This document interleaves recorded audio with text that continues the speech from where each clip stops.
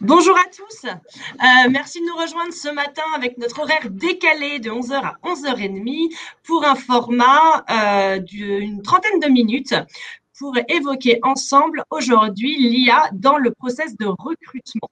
Faire des recruteurs augmentés, quels sont les avantages, les limites dans ce nouveau monde que nous offrent ces perspectives digitales.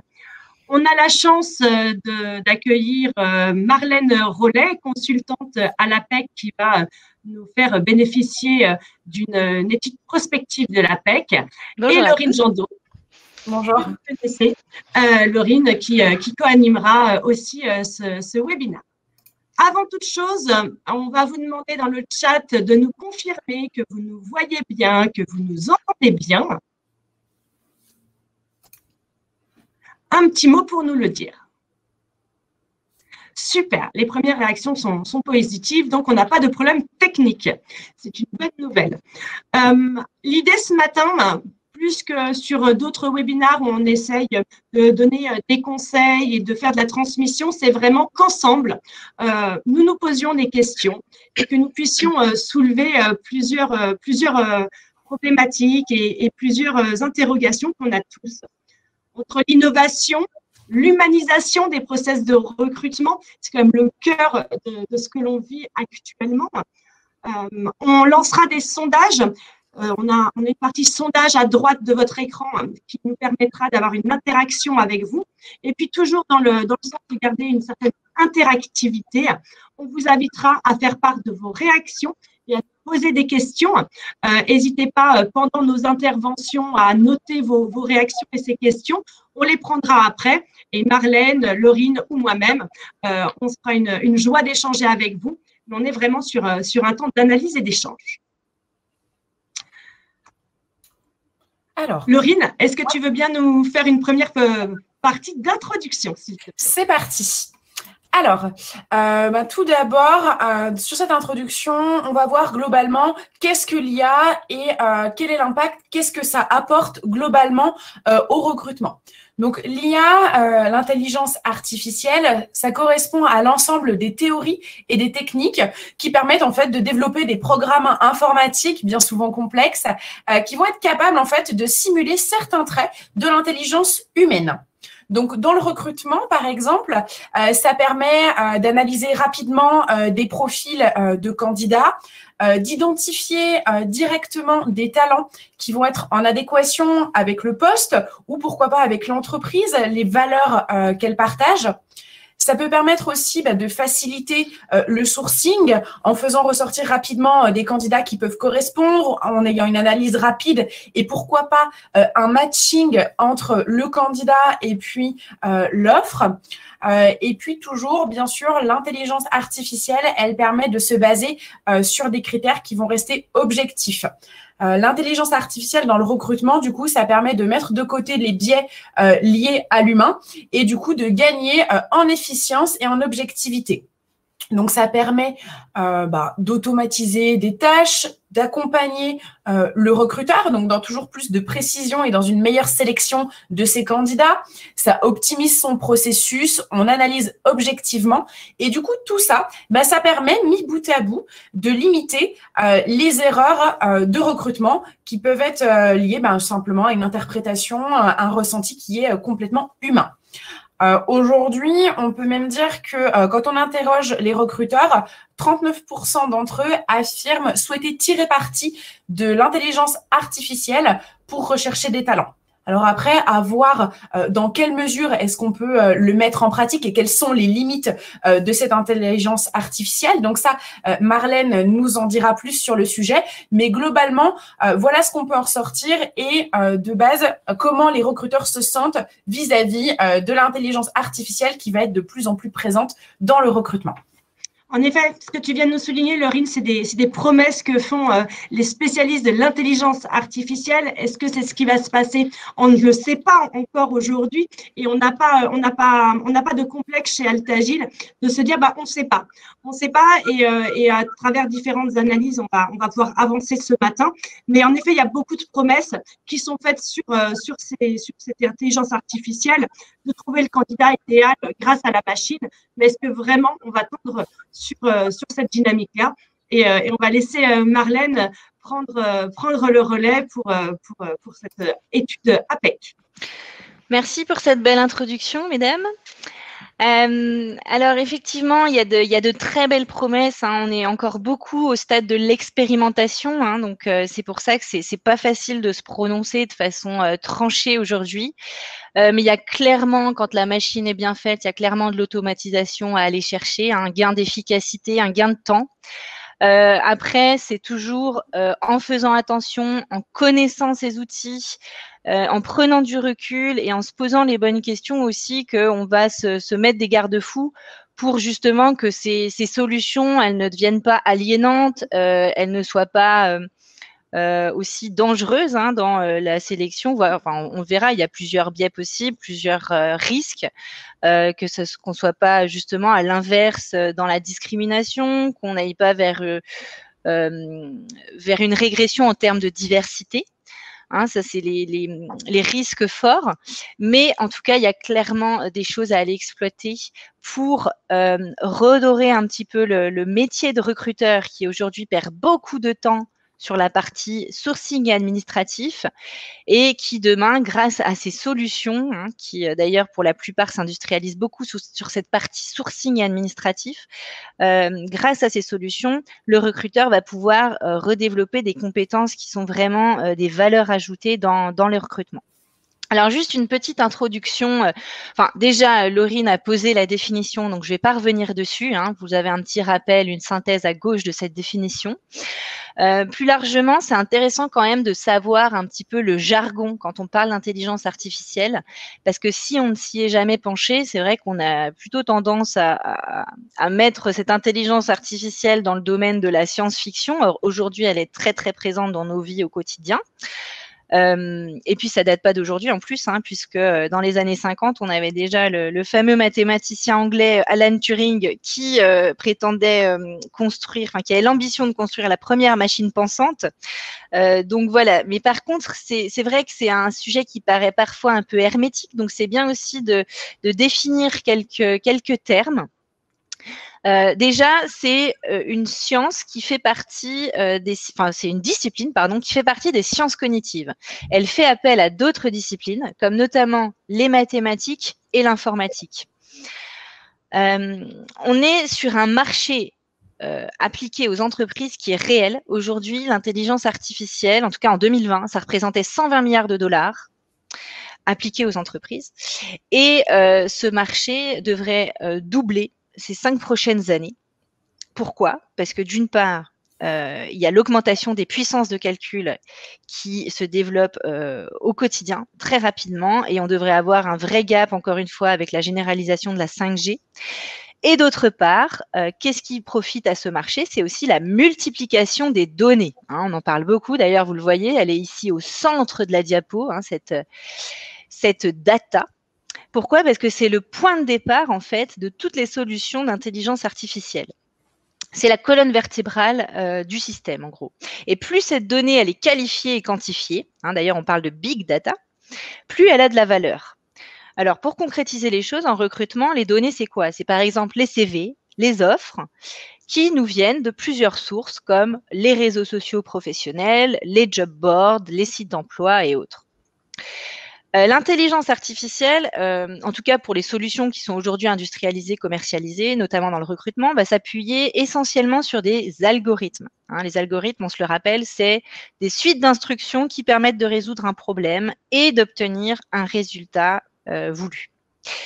Dans le recrutement, en intelligence artificielle, on va croiser aussi beaucoup de chatbots, mais pas qu'en recrutement. Hein. Je pense que vous avez tous eu affaire dans vos parcours sur le web à des petits agents conversationnels qui vous posent des questions, des petites bulles de chat comme ça, qui vont vous poser des questions hein, pour améliorer votre parcours client ou même prendre en charge une partie de la résolution de problèmes. Hein, je pense aux opérateurs téléphoniques.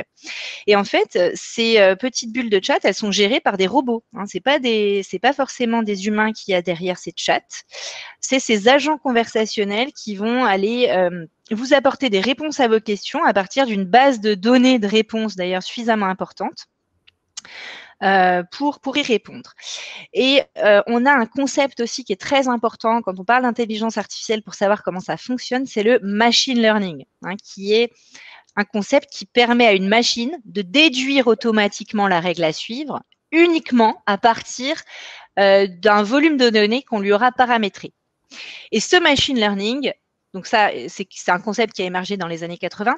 Dans les années 2000, il s'est étendu, il a progressé, s'est développé vers du deep learning. Hein. Aujourd'hui, on parle beaucoup de deep learning, c'est l'apprentissage profond qui permet aux machines d'être autonomes dans le traitement d'un très grand volume de données de manière hiérarchique. Je vais vous illustrer très rapidement ces deux concepts parce que c'est assez difficile à comprendre. Le deep learning, le machine learning, on peut l'illustrer avec la victoire du superordinateur d'IBM face au grand maître des échecs Garry Kasparov en 97, où en fait, les ingénieurs IBM avaient programmé toutes les combinaisons possibles qu'allait jouer Kasparov au cours de cette partie d'échecs, et c'est Deep Blue l'ordinateur donc qui choisit quelle combinaison il va jouer en fonction du comportement de Kasparov, qui est donc un humain en face de lui. À l'inverse, le deep learning, c'est pas à l'inverse, par extension, c'est un système plus complexe, hein, et on l'illustre avec notamment la victoire du superordinateur de Google en 2016 face au champion du monde de jeu de Go. C'est quoi la différence avec le jeu des échecs? C'est qu'en fait, il y a une infinité de combinaisons possibles au jeu de Go. Et donc, ça veut dire quoi? Ça veut dire que les ingénieurs, ils ne peuvent pas toutes les paramétrer dans le superordinateur. Donc, à un moment donné, ils lui ont paramétré forcément un nombre suffisant de volume, mais de données, pardon.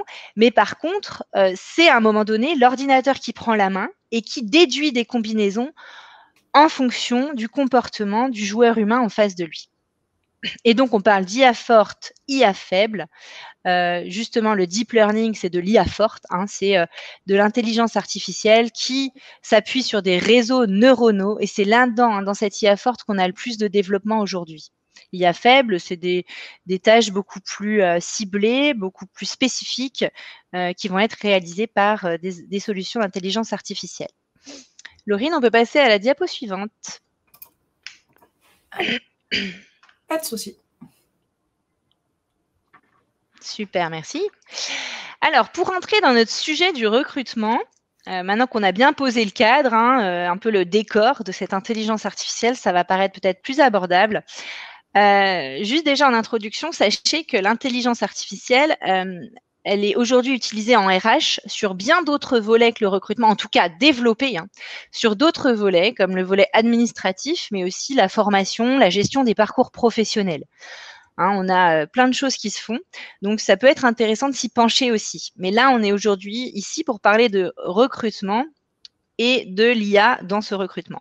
Donc, on voit sur cette diapo, vous voyez au-dessus, vous avez 3 blocs bleus qui représentent en gros 3 étapes du process de recrutement. On a la phase plutôt amont du sourcing, la phase centrale d'évaluation des candidats et la phase aval d'intégration. Je vais vous parler aujourd'hui surtout des 2 premiers blocs, la phase de sourcing, la phase d'évaluation, parce que je vais du coup vous expliquer déjà quels outils sont le plus souvent utilisés dans ces 2 phases en intelligence artificielle. Et vous avez dans les petites ampoules des exemples de solutions qui ont été développées, qui existent aujourd'hui et qui sont expérimentées dans les entreprises pour ces 2 premières phases du recrutement. Alors, si on se concentre sur le premier bloc, qui est la phase amont et donc la partie attraction des talents, sourcing et jusqu'à la présélection, on va essentiellement utiliser, comme le disait Laurine tout à l'heure, des algorithmes de sourcing ou de matching, c'est-à-dire en fait des programmes qui permettent de croiser les données entre d'une part des profils de candidats et d'autre part des offres d'emploi des recruteurs. En faisant le croisement via une analyse sémantique, on permet de mettre en relation en fait les 2 et du coup de proposer un match entre les 2 parties. Alors, du coup, l'algorithme de matching, il est préalablement conçu plutôt côté candidat pour proposer aux candidats des offres qui correspondent à leur recherche. Et l'algorithme de sourcing, à l'inverse, il a été d'abord conçu pour proposer aux recruteurs des profils adaptés à leur recherche. Mais aujourd'hui, on parle aussi bien de l'un et l'autre des deux côtés. Donc voilà, en gros, ça fonctionne de la même façon. Et ça fonctionne comme les sites de rencontres, pour votre information. Alors, je vous donne juste un petit exemple. Pour cette partie mise en relation candidat-recruteur, ça va être notamment le robot Randy qui a été développé par Randstad, qui est un chatbot, mais qui a une double utilité, à la fois pour le candidat et pour le collaborateur. Randy, en effet, il va permettre et pour le recruteur, excusez-moi, je me reprends. Randy va permettre d'orienter un candidat qui rentre sur le site web de Randstad dans sa recherche d'emploi pour qu'elle soit plus efficace et plus rapide. Parce qu'on sait que les gens vont de plus en plus vite, sont dans l'immédiateté, et donc c'est important pour augmenter l'expérience candidat, l'améliorer, de justement guider ce candidat, de lui tenir la main pendant son parcours sur le site web et de l'orienter vers les bonnes offres d'emploi qui correspondent à sa recherche. Donc, du coup, Randy, il pose des questions aux candidats qui se connectent et à travers ses réponses, il va être capable de lui proposer des offres en lien avec son projet et ses compétences. Et d'un autre côté, Randy va aussi être capable de proposer une shortlist de candidats à un recruteur en fonction de son besoin parce qu'il va aussi administrer des petits tests, des quiz, de façon assez ludique. D'ailleurs, on parle d'un parcours gamifié. Il va proposer ces tests aux candidats et du coup, ça va lui permettre de scorer ces différents candidats, de leur mettre des notes et de les proposer aux recruteurs en leur facilitant ainsi la présélection, le tri des candidats potentiels pour leurs besoins. En termes de présélection, je vous cite aussi un autre exemple. On a L'Oréal qui utilise la solution MIA. MIA qui fait du pré-recrutement en se basant uniquement sur des informations objectives. Faut juste se rappeler le contexte. L'Oréal, c'est pour la France 25 000 CV reçus par an pour des stages et des alternances. Donc, humainement, c'est pas possible de traiter autant sauf si on a 100 personnes dans l'équipe RH, mais après, on a un problème de rentabilité quand même. Donc du coup, on imagine tout de suite que ça devait être compliqué d'assurer une bonne expérience pour ces candidats stagiaires et alternants. Donc, L'Oréal a décidé justement de s'outiller pour améliorer cette expérience et pour prendre en charge plus rapidement qu'avant ces personnes qui souhaitent se positionner sur des stages. Et donc, en fait, Mia va poser des questions à travers, c'est aussi un chatbot qui va questionner ces candidats sur des critères très pratico-pratiques comme l'administratif, la logistique, la disponibilité, le salaire, l'inscription à l'école, etc.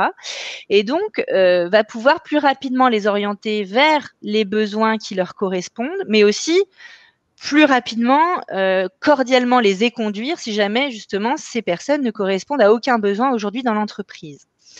Donc, Mia pose des questions. Donc ça, c'est bien pour optimiser le temps et le traitement pour les recruteurs. Mais Mia, elle répond aussi aux questions des fameux candidats. Et donc, du coup, ça permet aux candidats d'être plus rapidement en contact qu'avant avec le recruteur et d'entrer plus rapidement en relation à travers ce chatbot. Donc, ils vont poser leurs questions en termes de process, par exemple, de recrutement, en termes d'ouverture de poste, etc. Et Mia, en fait, grâce à une base de données dans laquelle on lui a renseigné tout un tas de réponses possibles, elle va aller piocher dans cette base et répondre au candidat. Et lorsqu'un candidat pose une question à laquelle Mia n'a pas la réponse, cette question, elle est remontée au service RH qui va y apporter une réponse, nourrir la base de données et ainsi permettre à Mia de répondre à encore plus de questions. Voilà sur la partie plutôt amont. Sur la partie centrale de l'évaluation des candidats, là, c'est quelque chose d'un peu plus sensible où on va avoir certes beaucoup d'outils qui se développent, qui s'expérimentent, mais aussi des solutions qui sont assez controversées. Alors, on en a une déjà qu'utilise L'Oréal, qui, encore une fois L'Oréal, qui est assez pionnière justement dans ces solutions, qui va utiliser Seedlink. Alors, Seedlink, c'est quoi? C'est un outil qui va faire appel à de la reconnaissance, à des algorithmes de reconnaissance faciale, d'une part, et à des algorithmes de traitement automatique du langage naturel. Et en fait, ça va être l'idée d'un entretien vidéo différé dont le contenu va être traité par cette solution d'intelligence artificielle. Et Seedlink, il intervient en fait après que les recruteurs humains aient validé une shortlist sur des recrutements volumiques. Le recruteur, il dit « Ok, ces 10 candidats peuvent faire l'affaire » et du coup, il les renvoie vers Seedlink qui va envoyer un lien en fait à ces candidats pour qu'ils aillent répondre par visio à 3 questions qui vont être posées par cet ordinateur. Qui vont permettre à l'ordinateur d'aller analyser, en analysant le contenu de ces entretiens vidéo, d'aller prédire en fait le fit culturel entre ces candidats et l'entreprise. Donc, on lui a demandé à cette solution d'IA d'aller analyser les réponses des candidats à 3 questions autour de ces valeurs qui sont chères à L'Oréal, qui sont l'esprit d'entreprise, l'innovation et la générosité. Et en allant analyser le contenu verbal, mais aussi l'expression, le non-verbal des candidats, Seedlink va pouvoir attribuer une note à ces candidats de la shortlist et peut-être être une aide à la décision, finalement, aux recruteurs. Et vous voyez, on est sur un aspect très précis. On est là sur 3 valeurs culturelles. Donc, c'est une aide à la décision et bien sûr qui rentre dans tout un process avec plein d'autres outils d'évaluation où on ne va pas se fier bien sûr qu'à l'avis de la machine. Et on a une solution qui est un peu plus controversée, qui est celle d'EasyRecruit, qui fait aussi appel au traitement automatique du langage naturel, à la reconnaissance faciale, qui consiste justement à faire passer des entretiens vidéo à des candidats et ces entretiens vidéo vont être analysés par cette solution d'intelligence artificielle. Et EasyRecruit, elle a l'ambition d'aller détecter des soft skills, des compétences comportementales à partir d'un entretien vidéo. Donc, l'outil, en fait, il est assez complexe, forcément. Il se base sur un échantillon de 9000 vidéos qui ont été réalisées en amont pour nourrir la base, mais aussi un volume important de signaux sociaux qui ont été renseignés suite à avoir potassé un certain nombre d'études en psychologie, etc. Et donc, Seedlink va aller voir ce qui se passe du côté des mots employés par le candidat, mais aussi de son élocution, de son dynamisme, de sa volumétrie aussi, de mots à la seconde, à la minute, etc. Pour derrière aller noter ses candidats pour le recruteur en fonction des critères comportementaux attendus par rapport aux besoins en question. Alors, l'entreprise, bien sûr, est habituée à faire face à de nombreuses objections. Et du coup, elle est allée tester son outil, elle est allée aussi comparer les résultats de l'outil par rapport aux résultats de recruteurs humains et finalement arrive à un écart de seulement 10% entre les deux. Donc voilà, elle a quand même pas mal d'arguments, mais en même temps, on a beaucoup de controverses et je vais vous donner juste 2 pistes de controverses par rapport, donc 2 objections qui sont faites à ce genre d'outils, et je cible pas uniquement EasyRecruit. On va avoir notamment des services d'audit d'algorithmes qui sont un vrai nouveau métier maintenant, des auditeurs d'algorithmes qui s'assurent quand même du côté éthique de ces algorithmes, qui pensent qu'il y a plus d'inconvénients que d'intérêts à utiliser ce genre de solution, parce qu'aujourd'hui, on est trop tributaire des paramètres techniques. Et par exemple, une qualité de vidéo peut varier énormément d'un candidat à un autre. Donc, quid de ce paramètre-là. Et puis, on a aussi un problème vraiment éthique pour le coup, voire en termes de non-discrimination.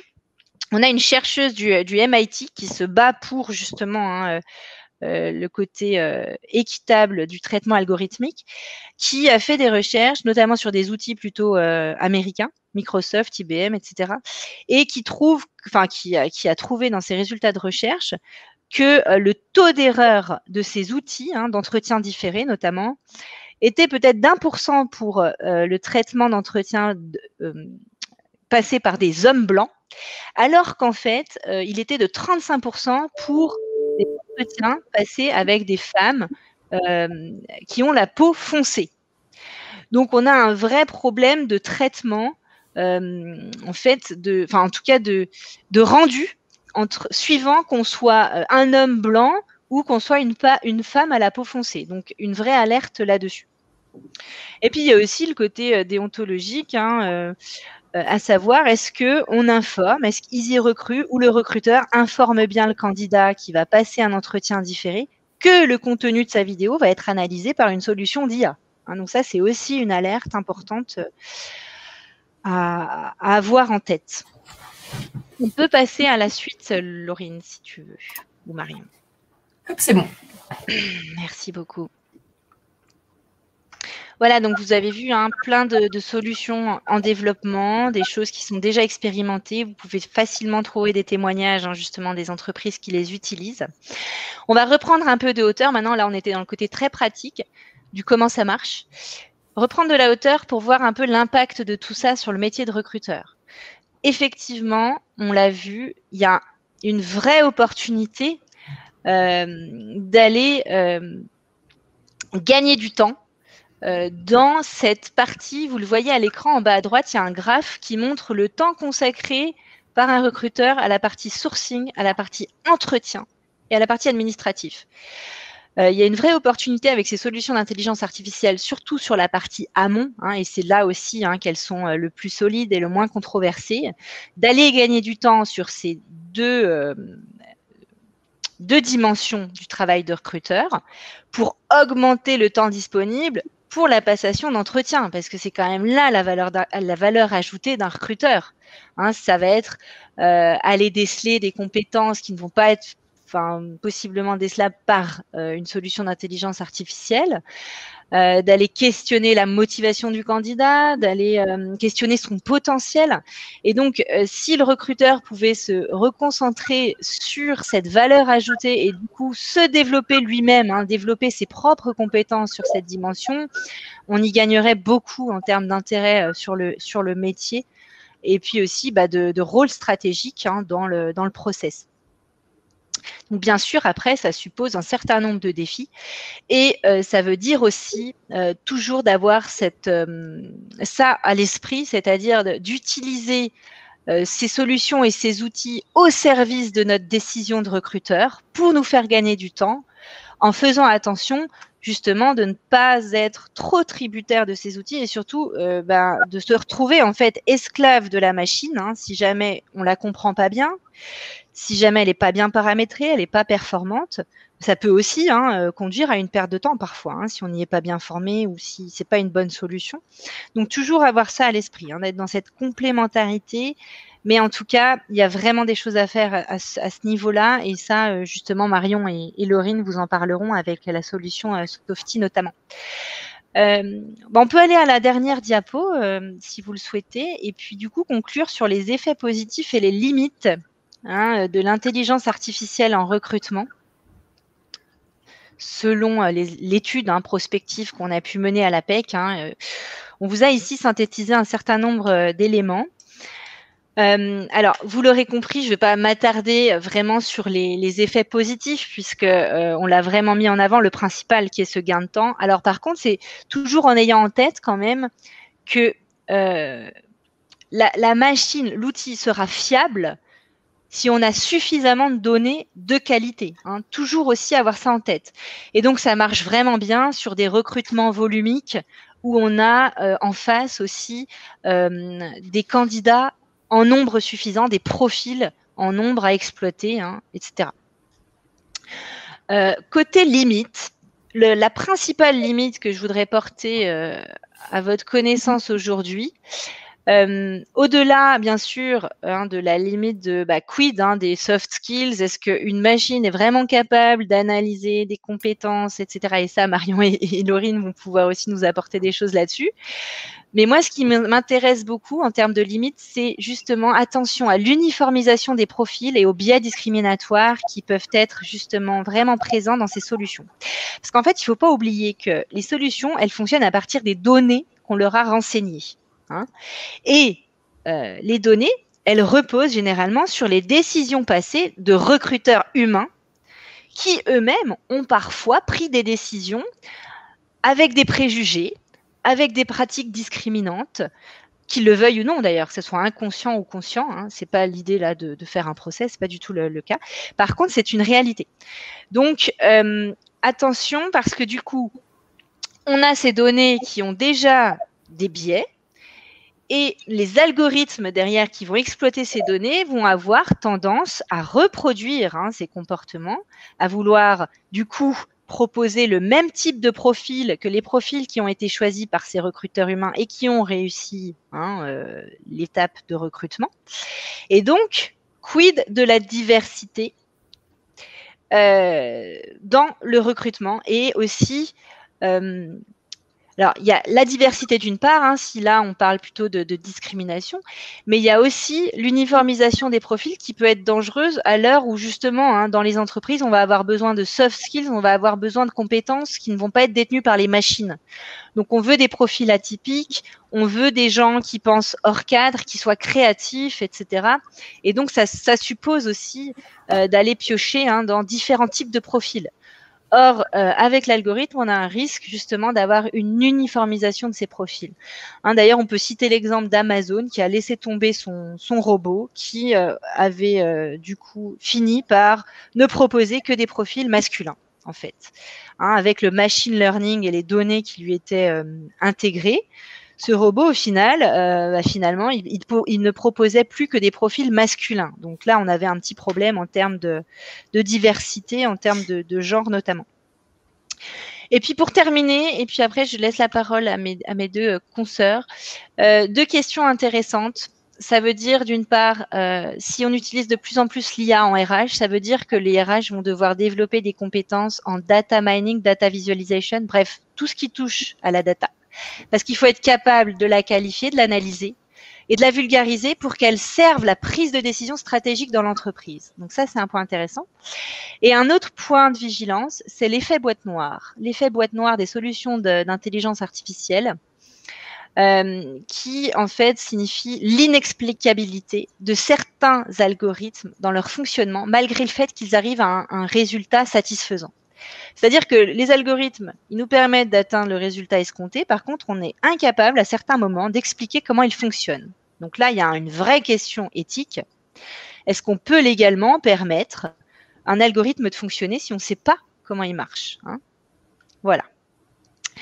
Donc, pour conclure, toujours avoir ces points de vigilance en tête quand on fait appel à l'IA, qu'on décide de peut-être s'y lancer. Et puis toujours, bien sûr, qu'elle soit là au service de la décision humaine, en complémentarité. L'idée, bien sûr, c'est d'avoir un effet gagnant-gagnant et de pouvoir, nous recentrer sur des compétences à vraie valeur ajoutée que seuls les humains peuvent détenir, en déléguant les tâches automatisables à faible valeur ajoutée à ces fameuses solutions. Je vous remercie beaucoup. Super, merci Marlène, c'était vraiment passionnant. Tu nous as emmenés dans ce monde presque de science-fiction de l'IA. J'en profite, on va lancer un petit sondage pour gagner en interactivité. À la lumière de ce que Marlène vient de vous dire, est-ce que vous êtes convaincus que l'IA va modifier vos process de recrutement dans les années à venir? Alors, on a Mathilde qui va lancer le sondage. Pendant que vous allez prendre le temps d'y répondre, et on partagera naturellement les résultats de ce sondage. J'ai profité que tu sois encore avec nous, Marlène, pour te faire réagir, parce qu'on a Lucas qui a pas mal réagi à tout ce que tu as dit. Notamment, il demande, avec l'exemple de la chercheuse qui observe une forme de discrimination au travers de l'application de l'IA, du MIT, ce que tu nous expliquais. Est-ce que ça ne remet pas en question la croyance qu'on doit avoir en l'IA? Parce qu'on a dit tout à l'heure que c'était que de l'objectivité, mais du coup, ça peut devenir subjectif aussi. Alors, c'est pas forcément subjectif. Enfin, oui, en fait, à la base, c'est subjectif parce qu'en fait, les données qui sont paramétrées dans l'IA sont paramétrées par des humains. Et font référence aussi à des éléments qui ont eu lieu, qui se sont passés, dont les décisions ont été prises par des humains. Donc nécessairement, il y a forcément quelque chose de subjectif. Par contre, après, comment c'est construit et en fait, aussi en fonction de l'IA, et c'est pour ça que c'est important, sur le sourcing, pour le coup, on va être, et ça vous allez le rappeler, on va être sur des choses objectives puisqu'on va faire de l'analyse sémantique, un croisement d'analyse sémantique entre des profils où on va écrire notamment des choses objectives, et une offre d'emploi, il y aura des critères objectifs de recrutement. Donc là-dessus, c'est pas vraiment en question. Par contre, ça va être plus sur les solutions qui prétendent évaluer des compétences comportementales où là, on est encore beaucoup dans la boîte noire, justement. Et puis aussi beaucoup tributaires de la technologie. Et ça, je pense que du coup, ça va évoluer très, très vite avec les évolutions techniques qui vont avoir lieu ces prochaines années, notamment grâce à la 5G, mais pas que, je ne suis pas une spécialiste, mais voilà. Super, merci Marlène. Il y a les deux autres points qui avaient été notés par Lucas, tu as répondu dans ta conclusion. Il parle notamment, Lucas, des biais appliqués par l'humain lors de la création de l'IA. Et c'est vrai que c'est un vrai sujet, comme tu le disais, si au moment de la création des algorithmes et du deep learning, il y a eu des recruteurs discriminants de manière consciente ou pas, forcément, on va apprendre à la machine avec ces bases-là. Comment les limiter? C'est une question qu'on peut se poser. Est-ce qu'il y a une réponse? Alors, je dirais même pas que c'est à la création, parce que là, pour le coup, on peut avoir un cahier des charges qui soit vraiment bien construit et très objectif. Et en plus, le défenseur des droits, les lab RH, etc., ont vraiment la volonté d'aller toujours vers plus de diversité. Donc, à la création, on va justement avoir bien conscience de ces biais. Par contre, là où il y a le biais, c'est dans les données, en fait, qui sont intégrées aux solutions d'intelligence artificielle. Oui. Et ça, forcément, elles sont souvent issues de décisions prises par des recruteurs qui, bien sûr, ont des biais. Et c'est pour ça qu'on les forme, souvent nos recruteurs, au-delà des solutions d'IA, pour ne pas mettre en œuvre ces biais et pour justement diversifier les recrutements. Super. On a quelqu'un qui nous demande où on est l'APEC sur les sujets d'IA. On a déjà mis en place un algorithme de matching sur le job board pour automatiser une partie de votre sourcing. Quand vous publiez une offre, vous cliquez sur matching et là, on vous propose d'office une sélection de candidats pour faciliter votre approche directe aussi. Voilà, à part ça, c'est vrai que on est toujours bien sûr, alors déjà, on est au fait puisqu'on se renseigne, on publie des études, donc nécessairement, on fait des recherches sur le sujet. Il faut savoir qu'aujourd'hui, l'IA, c'est beaucoup de l'exploratoire, donc on a très peu d'études scientifiques sur le sujet, un peu plus dans les pays anglo-saxons, très peu en France. Donc voilà, on fait une revue de la littérature. D'un autre côté, nous, on sait qu'on doit aussi faire des choses sur nos outils pour y arriver, mais on le fait avec tous ces points d'alerte justement et de vigilance pour que ce soit du gagnant-gagnant à la fois pour les candidats et pour les recruteurs. Merci Marlène, tu viens de nous faire une super transition parce qu'on va remettre notre casquette, Laurine et moi, d'Altagil et donc d'éditeur de logiciels de recrutement. Et aujourd'hui, chez Altagil, bien sûr que l'IA, c'est un sujet qui est au cœur de nos préoccupations parce qu'on souhaite amener à nos clients et à nos utilisateurs un logiciel le plus intelligent possible, le plus innovant possible. Et en même temps, on est très attaché à des valeurs humaines et on est très conscient de tout ce que tu viens de relater, Marlène, sur les limites de l'IA. Donc, on se pose des questions sur l'humanisation, l'innovation. Et puis aujourd'hui, on a différentes technologies, différentes analyses qui sont présentes dans notre outil Softy. Et on voulait échanger avec vous à savoir qu'est-ce que vous attendez d'un logiciel de recrutement. Est-ce que vous attendez qu'il aille le plus loin possible? Est-ce que vous attendez de le maîtriser? Et c'est ce point-là qu'on va reprendre avec Laurine. Donc là, la question tout d'abord qu'on peut se poser, c'est comment intégrer l'intelligence artificielle à son processus de recrutement. Tout d'abord, il faut digitaliser son processus. Ensuite, une fois qu'on digitalise son processus, donc par divers outils, dont par exemple un ATS, donc un logiciel de recrutement, ça ouvre des perspectives et on a la possibilité du coup plus facilement d'intégrer à son processus des outils qui vont proposer de l'intelligence artificielle. Donc effectivement, ça peut être une base avec un ATS qui intègre une technologie de présélection des candidats pourquoi pas via un algorithme. Ça peut être aussi des chatbots, comme du coup l'a évoqué Marlène avec Randy et puis un autre chatbot qui échange au fur et à mesure avec les candidats, qui leur pose des questions. Chez L'Oréal, je sais plus le nom, c'est pas Mia. Mia.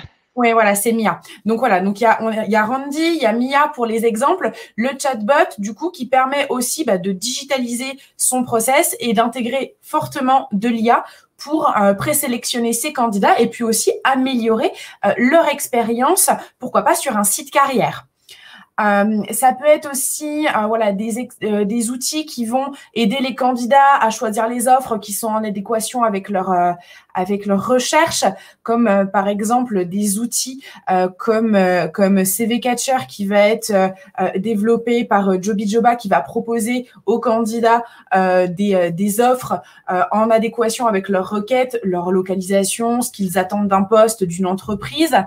Il y a Google aussi qui intègre ce type d'outils. Voilà. L'idée, en fait, c'est que pour intégrer l'intelligence artificielle à son processus de recrutement, il faut déjà une base de digitalisation de son process, donc au travers d'un ATS, au travers d'un site carrière, et par-dessus ces outils de base, on va dire, on peut greffer des blocs ou d'autres outils qui vont vous aider, in fine, grâce à l'intelligence artificielle, à optimiser votre processus de recrutement. On a d'ailleurs un exemple concret dont on va vous parler, dont Marion va évoquer l'expérience utilisateur de cet outil. En effet, comme vous le savez certainement, Softy, c'est le logiciel de recrutement qu'on édite et qu'on commercialise chez Altagil. On a un algorithme à l'intérieur de Softy qui permet de réaliser un matching entre les candidats et l'offre. Donc, le recruteur, quand il poste une offre d'emploi depuis Softy, les candidats, ils arrivent avec un taux de matching. Mais ça souligne exactement ce qu'on disait. Ce matching, est-ce de l'intelligence artificielle? C'est toujours la limite, puisque nous, on a fait le choix, après s'être posé la question avec nos équipes internes techniques, de se dire, est-ce que le matching, on l'oriente sous une forme de deep learning, c'est-à-dire fur et à mesure que les recruteurs vont recruter des candidats en phase avec tel diplôme, avec tel profil, on orientera notre algorithme pour aller vers de l'IA. Parce que je veux simplement dire un mot, l'algorithme et l'IA, ce n'est pas tout à fait la même chose, comme Marlène l'a dit, et nous, on est sur de l'algorithme dans Softy. Pourquoi aujourd'hui, on n'est pas allé ou peut-être pas encore allé dans l'IA? C'est pour les raisons qu'on soulignait, qui sont la discrimination. Parce que si les 5 derniers vendeurs de fenêtres qui ont été recrutés chez un de nos clients sont des hommes, ont des BTS et ont tous vendu pendant 3 ans des fenêtres, il y a peu de chances que le bon candidat, qui soit une femme et qui a un parcours un peu atypique, soit proposé automatiquement par l'algorithme et donc par le logiciel. Donc aujourd'hui, nous, on n'y a pas été, mais on veut aussi soulever ces questions et vous questionner. Nous, on est parti vraiment sur un algorithme de surcroît pondérable, c'est-à-dire que le recruteur a la main sur l'algorithme et c'est en ça qu'on est innovant, puisque le recruteur va pouvoir pondérer chaque critère de l'algorithme pour finalement que cet algorithme et ce match ressemblent aux valeurs de son entreprise, aux critères qu'il définit, à travers la personnalité, puisque les soft skills, on est persuadés et on est des fervents défenseurs de ce recrutement avec des méthodes de valorisation des compétences naturelles, les diplômes, l'expérience et la localisation. Et finalement, nous, pour faire de l'hybride tout en restant dans l'innovation, on s'est dit, proposons un algorithme incontournable aujourd'hui pour gagner du temps sur des tâches chronophages. Et en même temps, donnons la main aux recruteurs qui, comme tu l'as dit, doivent avoir de plus en plus de compétences techniques et informatiques pour aller paramétrer ces algorithmes et faire en sorte finalement de créer son propre matching. C'est en ça que chez Altagil, on fait de l'intelligence logicielle. Alors, est-ce que c'est de l'IA? Peut-être pas selon la définition de deep learning, mais en tout cas, on essaye de trouver quelque chose qui permette vraiment d'allier toutes ces innovations possibles par les technologies dans un cadre de respect du candidat déjà et du métier aussi de recruteur. On a aussi entendu des recruteurs qui disent nous, on n'a pas forcément envie que la machine fasse tout pour nous parce que c'est notre valeur ajoutée. Quand on prend le triangle magique du bon recrutement, comme on le voit, nous, chez Altagil, savoir-faire, savoir, savoir-être, on se dit qu'il y a des choses qu'en effet, un ordinateur, un système d'algorithmes peut analyser et il y a des choses pour lesquelles on a envie encore de laisser la main aux recruteurs. Des recherches de mots-clés dans le CV, ça, c'est des choses, aujourd'hui, on sait que ça se fait partout, donc bien sûr qu'on y va. Mais on sait aussi qu'il y a déjà des biais sur des choses comme, sur des interventions comme ça. La psychométrie. Comme vous le savez certainement, dans Softy, il y a tout un volet psychométrie d'intégrer, donc analyse du capital humain pour analyser le savoir-faire.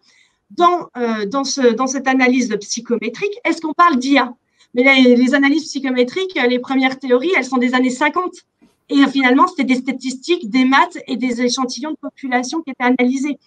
Aujourd'hui, il y a aussi ce mot IA qui est très galvanisé par du marketing. On va se dire les choses. On va se dire les choses. Il y a beaucoup de logiciels ou de solutions qui parlent de logiciels intelligents, de logiciels comprenant de l'intelligence artificielle. Finalement, ce sont des algorithmes qui ont parfois des dizaines d'années, mais grâce à de plus en plus de données et de capacités technologiques, on va pouvoir pousser ces technologies. Donc, nous, la psychométrie, on ne veut pas parler d'IA, mais en effet, quand on a un logiciel qui permet de mettre en valeur un candidat qui a une intelligence émotionnelle ou une capacité à l'extraversion qui est supérieure à un autre candidat, on est déjà dans de l'analyse. Non, on n'ira pas dans l'analyse faciale. On s'est posé la question parce qu'on est hyper passionné. On n'ira pas, jamais dire jamais, mais on n'ira pas aujourd'hui avec ce qu'on sait. Donc, peut-être que l'idée, c'est de se dire, il y a des sciences, il y a des mathématiques, peut-être qu'on va s'appuyer, peut-être qu'on va laisser une expérimentation se faire. Il faut toujours être très connecté, tout en donnant aux recruteurs la possibilité de créer son outil sur mesure et de pouvoir l'adapter. Moi, je crains toujours les outils très génériques parce que selon le poste, selon l'histoire de l'entreprise, selon le cadre du recrutement, appliquer un outil générique, attention aux limites. Et on peut parler aussi presque de clonage si on va un peu dans la science-fiction et c'est en ça qu'on dit servons-nous des outils, appuyons-nous sur leur technologie, mais attention à ne pas laisser la machine tout faire. C'est notre position aujourd'hui. Elle évoluera, elle évolue tous les ans parce que la technologie nous pousse à avancer. L'innovation nous passionne.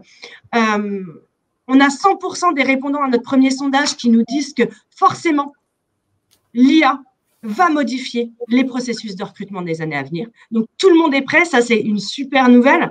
Il y a quelques années, on était encore en train d'acculturer la digitalisation du CV. Donc, de se dire qu'on va aller vers une innovation très forte dans notre secteur d'activité.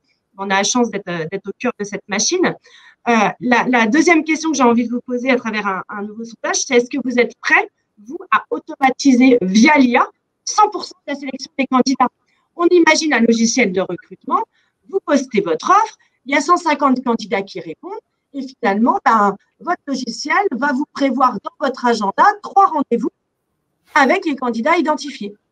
Est-ce qu'aujourd'hui, on souhaite aller vers ça? Parce que nous, on en rêve. On se dit, mais pourquoi on n'irait pas? On est éditeur. On veut aller toujours plus loin. Et on fait toujours un pas en arrière, déontologique, éthique, limite. Mais est-ce que demain, si on était capable de vous proposer ce logiciel qu'on peut qualifier plus d'intelligent magique quasiment, puisque les candidats seraient automatiquement prévus en entretien, les 3 meilleurs candidats dans votre agenda sans même ouvrir un CV. Est-ce que demain, vous êtes prêts à tenter l'aventure? Je vous laisse 1 minute pour y répondre. J'en profite pour prendre quelques réactions. Est-ce que c'est le début d'une nouvelle ère où les CV et les lettres de motivation seront obsolètes? Certainement. Nous, en tout cas, c'est vrai qu'avec notre solution, on se sert du CV, donc obsolète, peut-être pas à 100%, mais en tout cas, le CV devient un outil parmi d'autres de sélection grâce à tous ces outils. Quelle est ta position, Marlène, sur le CV obsolète ? Par définition, si on utilise des solutions d'intelligence artificielle dans le sourcing ou le matching, on a besoin de s'appuyer sur quelque chose qui va nous permettre de croiser des données entre l'offre et le profil du candidat. Alors, CV, oui, ok, c'est un peu ringard maintenant. On parle peut-être plus de profil, surtout quand on est sur les outils numériques. Et un profil, c'est quoi? C'est un CV dynamique. Quelque part, on peut y mettre peut-être plus de choses, le remettre à jour beaucoup plus facilement, mettre du visuel, la vidéo. Moi, je pense pas. Enfin, voilà. Peut-être qu'on va arrêter de parler de CV, mais en tout cas, on va vraiment continuer à parler de profil. Ça, c'est sûr. Merci. Par contre, je tiens à rajouter pour la lettre de motivation, on est déjà quasiment sur une obsolescence de la lettre de motivation parce qu'aujourd'hui, il y a d'autres outils qui vont être plus adaptés pour évaluer la motivation. C'est ça, pour évaluer vraiment la motivation en direct ou au travers d'autres biais des candidats.